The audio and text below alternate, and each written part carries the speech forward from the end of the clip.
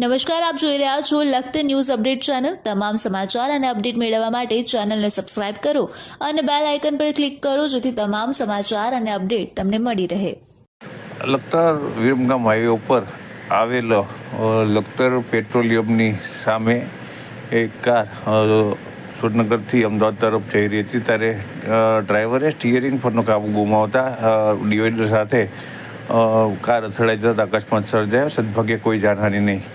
આજે ધૂળેટીનો દિવસ લખતર ગામની પાસે એક ગોચારો સાબિત થયો છે। આજે એક કાર જે સુરનગરથી અમદાવાદ તરફ જઈ રહી હતી ત્યારે લખતર પેટ્રોલિયમ સામે પહોંચતા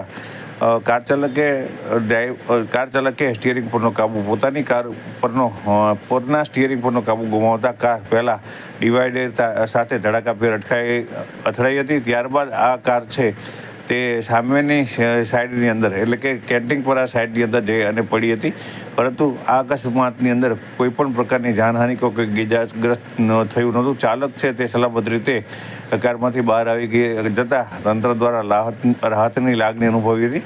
ત્યારે આ અકસ્માત સર્જાતા લોકો મોટી સંખ્યામાં એકત્ર થઈ ગયા હતા।